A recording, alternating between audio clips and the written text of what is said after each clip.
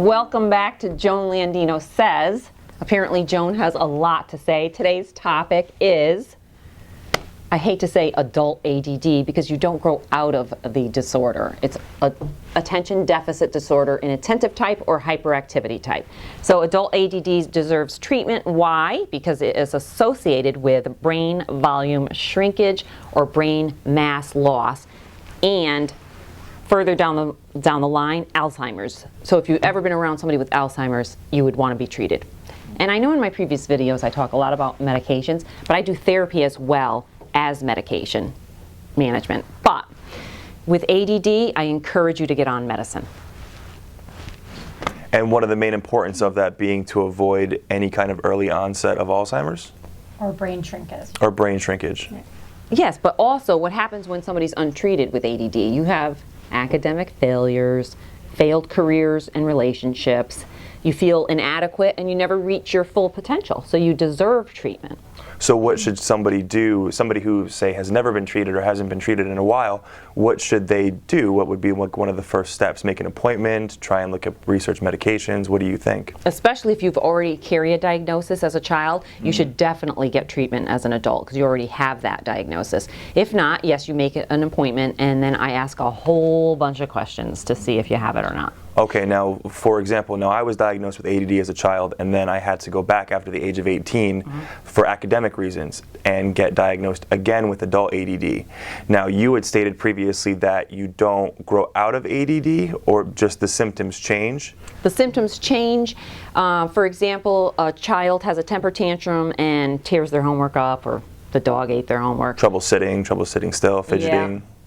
Well, you know, yep, interrupting a lot, not listening to what people are saying. But if you're Italian and you sit in a round table, I mean, everybody's going back and forth. They're actually not listening. Yeah, if you're Italian, you have it already. Nobody's listening, everybody's interrupting, and whoever's the loudest wins.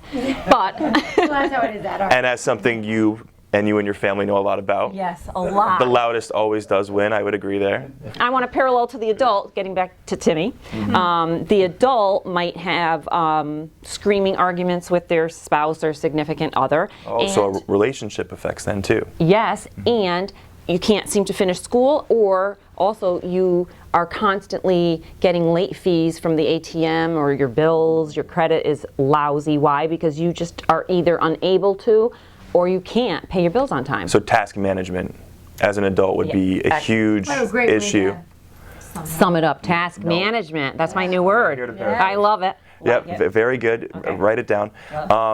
So staying on task at work as well. When you're in the job force, when you're in your career, you could also have difficulty there as well. So staying concentrated, focused on a task, maybe you're in a meeting and you keep droning off and whatnot, that should lead you to seek out treatment from you or anyone affiliated. Yes, but don't think we don't also rule out underlying causes. We start with the medical food, which we've discussed in previous videos, which is the folic acid chemically changed to cross our blood-brain barrier, and it's excellent. Getting some sort of And it balance. helps with the concentration. It's unbelievable for concentration, memory, if that is why you have a cognitive decline or an inability to be Task-oriented? Task-oriented. And, ADD symptoms here, we sort of lost track of what we were talking about. yeah. I know a lot of my clients will say, Joan, you really ought to get that treated, but I'm not positive I have ADD because I was also born with a brain tumor, and that I was operated on, and who knows, maybe they had nicked a little portion of the cerebellum, because that's the brain volume shrinkage, was mostly in the cerebellum, which is our task-oriented eating, writing, playing a musical instrument, movement, our spatiality. Like sometimes somebody might say, oh, you're a close talker. I'm not a close talker. But somebody else might be a close talker. That's your spatiality. Like everybody has a safety net. So if you know someone who's a close talker, who knows, maybe they have ADD. Good to know. Interesting. Untreated ADD, I meant to say. Oh, and there are studies, because I know a lot of people are against treating it because it's often treated with amphetamines. There is no correlation between the treatment of ADD with amphetamines and that the amphetamines damage your brain. Okay. Now you could... Despite Dr. Tom Cruise's opinion. Oh, well, he's a genius, we know Dr. that. Tom Cruise. Now, I remember you told me once that somebody, if you don't metabolize, like there's Dexedrine, Adderall, or Vyvanse, or like Strattera, Ritalin, all those ones, you can still like the side effects of them? Right. I actually had somebody null in one of the pathways that Dexedrine relies heavily on. She was null, wasn't metabolizing at all. I called her up and said, you have to get off of it. She said, are you kidding? I'll lose my job. And she said she actually was liking it. And I said, Maggie, you're liking the side effects. You have to get off that medicine. What does that mean?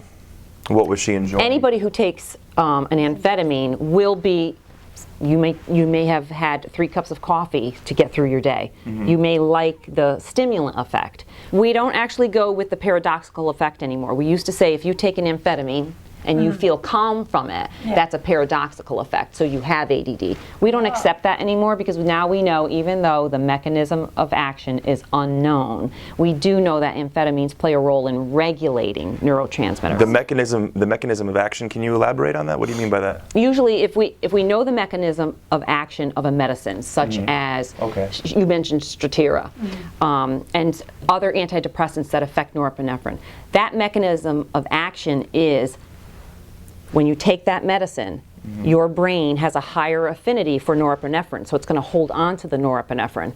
So then you are going to focus better. The amphetamines, we don't know the mechanism of action. Yeah.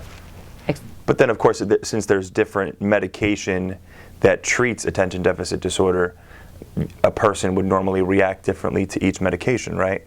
As far as feeling, response, and whatnot. Because I've been dealing with it my whole life, my childhood, my adult life, and I've tried everything under the sun, and I've had different reactions to everything and different medications that I prefer, as I think everybody would, because your body's just going to react differently to different medications. Yes. Which one did you prefer? I preferred the Adderall. And I prefer the Dexedrine. I never pronounce it correctly. It's Dexedrine. Dexedrine, yeah. Okay, but I prefer... Not dream. I prefer that one over the Adderall because the Adderall, to me, is just a little too much. It can be too much, but you have to get the right milligrams. I had the lowest milligram, and I like the go effect because to me that makes me feel, hence, you know, as we were saying previously about caffeine, the draw of caffeine, I like the go effect because that makes me feel very task-oriented, very goal-oriented, and then I feel extremely focused. But if you have palpitations, I wouldn't want that. Well, that's another video altogether. Okay. Cardiology issues. Yes, right. Hence, as of right now, I'm not being treated. But Deplin or Serafulin would be a safe option for him to try, wouldn't it? Like a Vyvanse. No, I'm talking about the folic acid. Oh, the folic acid, okay, like the medical food. Yes. That would, I think, and be we safe. always start with that. Oh, Yeah. she doesn't. So I forgot. Wait, she doesn't prescribe. Yes. I always start with that. Yes, you would do that. Yeah. So we could potentially look into that then. That's interesting. I start with that. If you get a robust response, that was your ADD cluster of symptoms. If you don't, then I will move to either the amphetamines or the norepinephrine affinity drugs. There's also a blood pressure drug that gives a high affinity to norepinephrine. But getting back to Vyvanse, Vyvanse is a prodrug, and if we all took 30 milligrams, if you needed 18, you needed 22, that's all your body would absorb. If I needed 32, I would come back to my doctor and say, or excuse me, my APRN, and say, that's just not working. Then you go up to the next one. All right, but there's probably a lot of questions now because it's a cluster of symptoms. It's not a true etiology that we know of yet. And so if you have any questions, please visit Joan Landino Says. And thanks for joining.